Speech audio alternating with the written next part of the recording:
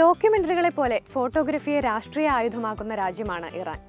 14 Iran photographers ഒരുമിച്ച ഒരു പ്രദർശനമുണ്ടായിരുന്നു ഡൽഹിയിൽ. The interior the Iran issue pics എന്നായിരുന്നു പേര്. ഇറാന്റെ പാരമ്പര്യം വിളിച്ചോതുന്ന ഫോട്ടോകൾക്കൊപ്പം അഫ്ഗാനിസ്ഥാന്റെയും സൊമാലിയയുടെയും രാഷ്ട്രീയം പങ്കുവയ്ക്കുന്ന ചിത്രങ്ങളും ഉണ്ടായിരുന്നു പ്രദർശനത്തിൽ.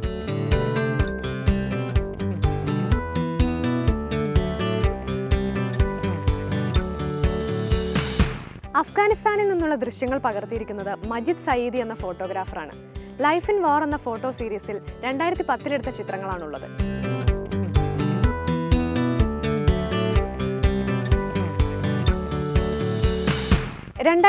ൽ സൊമാലിയയിൽ നിന്നുള്ള ദൃശ്യങ്ങൾ പകർത്തിയത് മെഹദി മിർ ഹബീബി എന്ന ഫോട്ടോഗ്രാഫറായിരുന്നു.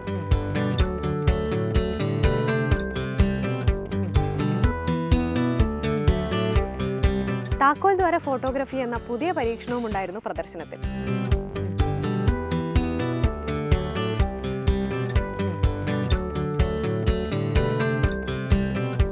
ഡൽഹി ഫോട്ടോഗ്രഫി ഫെസ്റ്റിവൽ 2013 ഭാഗമായിട്ടായിരുന്നു ഈ പ്രദർശനം സംഘടിപ്പിച്ചത്.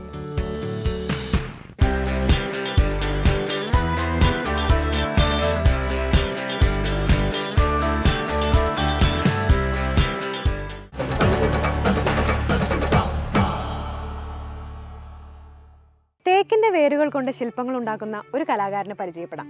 റിയാസ് കുന്നമംഗലം. വേരുകളുടെ സ്വാഭാവികത അതുപോലെ നിലനിർത്തിയാണ് ഇദ്ദേഹം ശില്പങ്ങൾ ഉണ്ടാക്കുന്നത്.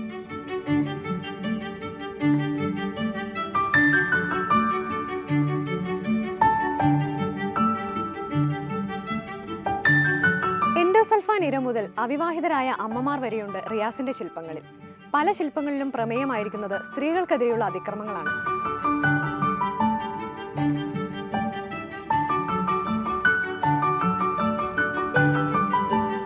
സാധാരണ എല്ലാവരും ക്യാൻവാസിൽ പെയിൻറ് ചെയ്യാറുണ്ട്. പക്ഷേ വേറൊരു മെറ്റീരിയലിൽ ആരും ചെയ്യാത്തൊരു സംഭവം അതിൽ കൂടെ ഞാൻ മെസ്സേജ് ജനങ്ങൾക്ക് എത്തിക്കാം. അതിനു വേണ്ടിയാണ് ഞാൻ തിരഞ്ഞെടുത്തത് ഈ ഒരു സംഭവം. ദൈവത്തിന്റെ സ്വന്തം നാട്ടിലെന്നാണ് പ്രദർശനത്തിന്റെ പേര്. 12 ശില്പങ്ങളുണ്ട് പ്രദർശനത്തിൽ.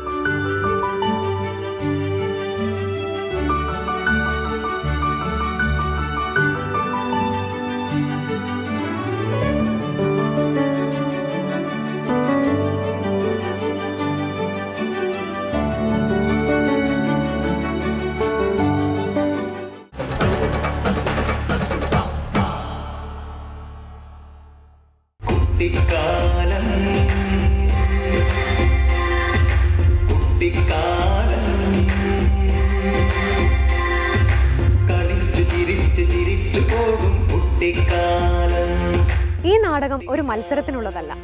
വീടില്ലാത്ത സഹപാഠികൾക്ക് വീട് വെച്ചു കൊടുക്കാൻ കൂട്ടുകാരികൾ നടത്തുന്ന ശ്രമമാണ് ഇത്.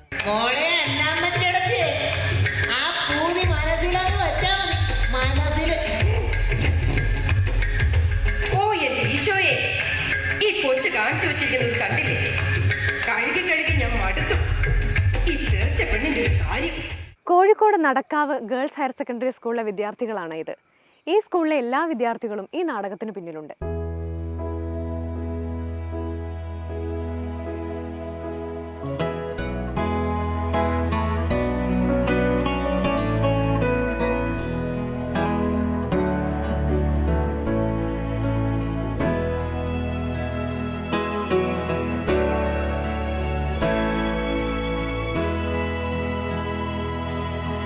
സർവേയിലൂടെ കണ്ടെത്തിയ 8 കുട്ടികൾക്കാണ് ഇവർ വീട് വെച്ച് നൽകുന്നത്. ഇവിടെ എന്ന് പറയുമ്പോൾ ഞങ്ങൾ താമസിക്കുന്ന കൊച്ചിന്നൊക്കെ ദൂരെ, വളരെ ദൂരെ, കുന്നുകളും കാടുകളും ഒക്കെ നിറഞ്ഞ ഗ്രീനിഷ് ആയ സ്ഥലം. എന്ത് രസമാണെന്നറിയോ കാണാൻ.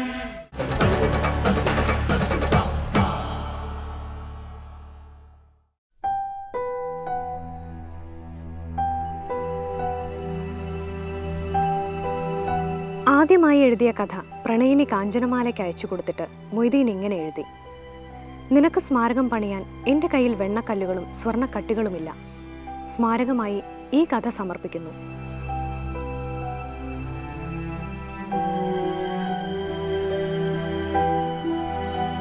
ജീവിച്ചിരിക്കുന്ന പ്രണയ സ്മാരകമാണ് കാഞ്ചനമാല. ശരിക്കും ഒരു അപൂർവ പ്രണയ ജീവിതം. സാഹിത്യത്തിലോ ചരിത്രത്തിലോ അവർക്ക് പൂർവ്വ മാതൃകകളില്ല.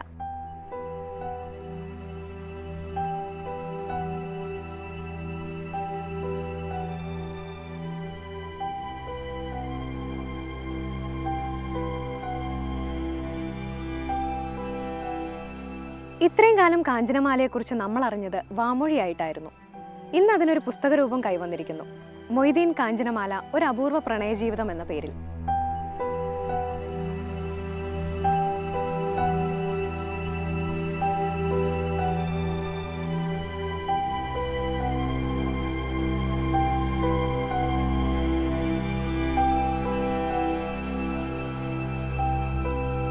ശരിക്കും വളരെ അസ്വസ്ഥമായി. ഞാൻ കണ്ണുനീര് പൂർത്തിയാക്കിയിട്ടാണ് ഞാൻ വായിച്ചത്. കാരണം ഞാൻ കൊടുത്തത് തന്നെയാണ് പറഞ്ഞത്. വായിക്കുമ്പോൾ വീണ്ടും ഞാൻ കരഞ്ഞു. കാരണം എന്താ വെച്ചാൽ അപ്പോഴാണ് മൊയ്തി മരിച്ചും പോകുന്നതാണല്ലോ ഇങ്ങനെ സമയത്ത്. അല്ലാത്ത സമയത്ത് മൊയ്തി കൂടെ ഉണ്ട് അങ്ങനത്തെ ഒരു തോന്നിച്ചിലാണ് ഞാൻ ജീവിക്കുന്നത്. പെട്ടെന്ന് ഇങ്ങനെ ഈ അനുസ്മരണവും ഇങ്ങനെ പുസ്തകം എഴുതാനുള്ള ചോദ്യങ്ങളും ഒക്കെ വരുന്ന സമയത്താണ് നമ്മൾ അസ്വസ്ഥമാണ്. ഭയങ്കര അസ്വസ്ഥമായിപ്പോയി. ഒരു സിനിമാ കഥ പോലെയായിരുന്നു മൊയ്തീൻ്റെയും കാഞ്ചനമാലയുടെയും ജീവിതം. മതം മറന്നുള്ള പ്രണയം, ബന്ധുക്കളിൽ നിന്നുള്ള എതിർപ്പ്, ഒരുമിച്ച് ജീവിക്കാൻ ആഗ്രഹിച്ച 30 വർഷങ്ങൾ. അതിനിടയ്ക്ക് സ്വന്തം ബാപ്പ മൊയ്തീനെ കൊല്ലാൻ ശ്രമിച്ചു. ഏറ്റവും അവസാനം ആഗ്രഹങ്ങൾ തട്ടിയെടുത്ത ഒരു തോണി അപകടം.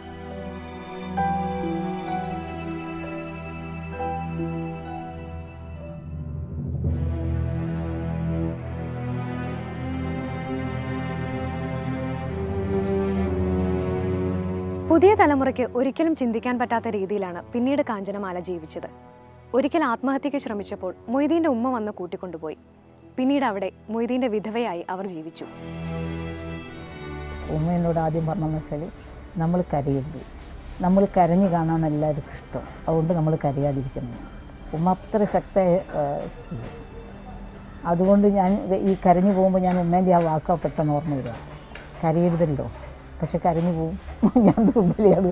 ഉമ്മ ശക്തിയായിരുന്നു, ഞാൻ ദുർബലയായിരുന്നു. അതുകൊണ്ട് കരഞ്ഞു. ഒരുപാട് പേരുടെ മങ്ങിത്തുടങ്ങിയ ഓർമ്മകൾ ചികഞ്ഞെടുത്താണ് PT മുഹമ്മദ് സാദിഖ് ഈ പുസ്തകം എഴുതിയിട്ടുള്ളത്. ഇതിനുവേണ്ടി 3 വർഷത്തോളം കാലം ഇദ്ദേഹം കാഞ്ചനമാലയ്ക്കൊപ്പം ഉണ്ടായിരുന്നു.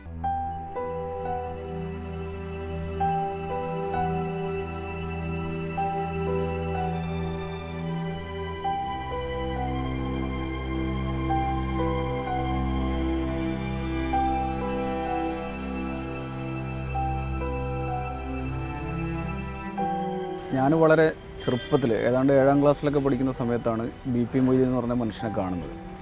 കുറേ കാലം കഴിഞ്ഞ് കാഞ്ചനടുത്തിനെ മുക്കം അങ്ങാടിയിൽ വെച്ച് കാണുമ്പോൾ പിന്നെ ഇവർ മൊയ്തീൻ്റെ ഓർമ്മകൾക്ക് വേണ്ടി ഒരു BP മൊയ്തീൻ സേവാ മന്ദിർ സ്ഥാപിച്ച് അതിൻ്റെ പ്രവർത്തനങ്ങളുമായിട്ട് ജീവിക്കുകയാണെന്ന് മനസ്സിലാകുന്നു. അപ്പോഴും പിന്നെ ഇവരെക്കുറിച്ച് എഴുതണമെന്നോ ഇവരെക്കുറിച്ച് പഠിക്കണമെന്നൊന്നും ഞാൻ ആഗ്രഹിച്ചിരുന്നില്ല. പിന്നെ കുറേ കാലം കഴിഞ്ഞ് പിന്നെ ഇവരുടെ ജീവിതത്തെക്കുറിച്ച് കൂടുതൽ പലരിൽ നിന്നും കേൾക്കുകയും ഒക്കെ ചെയ്തപ്പോഴാണ് ഇവരുടെ ജീവിതം ഒരു ചരിത്ര പുസ്തകമായി രേഖപ്പെടുത്തണമെന്ന് എനിക്ക് തോന്നുന്നു.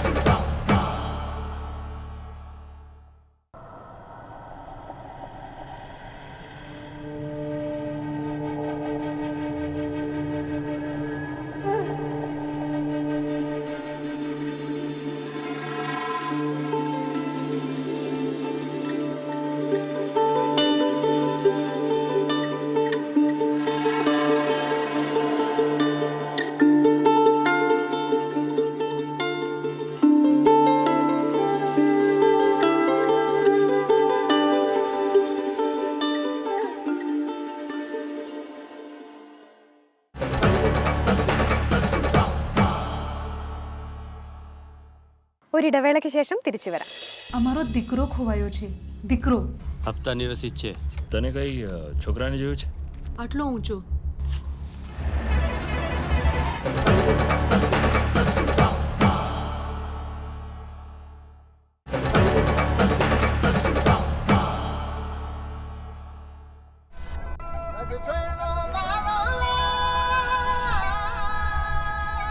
ഇന്ത്യയിൽ നിന്ന് ഇപ്രാവശ്യം ഓസ്കർ നോമിനേഷൻ കിട്ടിയത് ഒരു Gujarati ചിത്രത്തിനാണ്, the good road.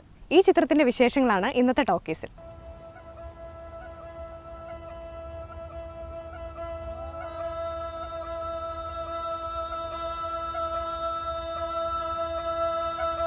Gyan കൊറെ എന്ന സംവിധായകൻ്റെ ആദ്യ ചിത്രമാണിത്. ഹൈവേകളിൽ ജീവിക്കുന്ന ആളുകളുടെ ജീവിതമാണ് ഈ ചിത്രത്തിൻ്റെ പ്രമേയം.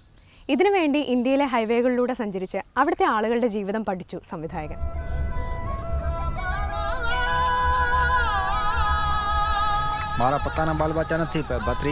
ഗുജറാത്തിലെ കച്ചിലാണ് മുഴുവൻ ചിത്രീകരണവും നടന്നത്. കച്ചിൽ അവധിക്കാലം ചെലവഴിക്കാനെത്തുന്ന ഒരു കുടുംബവും അതിലെ കുട്ടിയെ കാണാതാവുന്നതും പിന്നീട് അവനെ കണ്ടെത്തുന്നതുമൊക്കെയാണ് കഥ. અમારો દીકરો ખોવાયો છે. દીકરો હપ્તા નિરસિત છે. તને કઈ છોકરાને જોયું છે? આટલો ઊંચો. ഫിലിം ഫെഡറേഷൻ ഓഫ് ഇന്ത്യ ചുമതലപ്പെടുത്തിയ 19 അംഗ സമിതിയാണ് ഗുഡ് റോഡിനെ ഓസ്കറിന് വേണ്ടി നാമനിർദ്ദേശം ചെയ്തത്. ബംഗാൾ സംവിധായകൻ ഗൗതം ഘോഷ് അടങ്ങിയ സമിതിയായിരുന്നു ഇത്. 22 സിനിമകളിൽ നിന്നാണ് ഗുഡ് റോഡ് തെരഞ്ഞെടുക്കപ്പെട്ടത്.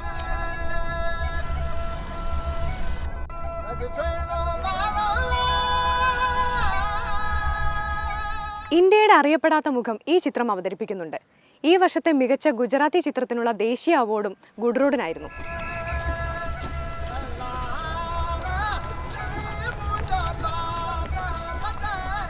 અહીંયા કોઈ છોકરો નથી. આ જુઠ્ઠું બોલે છે. શું છુપાવ્યું? അമിതാഭ് സിംഗ് ആയിരുന്നു ഈ ചിത്രത്തിന്റെ ഛായാഗ്രാഹകൻ. മലയാളിയും ഓസ്കർ ജേതാവുമായ റസൂൽ പൂക്കുട്ടിയായിരുന്നു ഈ ചിത്രത്തിന്റെ സൗണ്ട് ഡിസൈനിങ്. મેં તને કહ્યું હતું ને કે તારે અહીં નહીં આવવાનું. ખોટું બોલે છે, જૂઠું બોલે છે.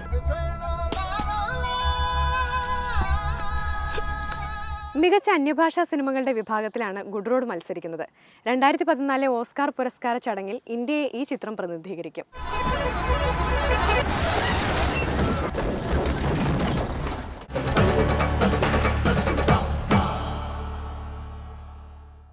ആർട്ട് ബീറ്റ്സിൽ ഉൾപ്പെടുത്താവുന്ന പുതിയ പുസ്തകങ്ങളും സിനിമകളും നിങ്ങൾക്കും അയച്ചു തരാം, നിർദ്ദേശിക്കാം.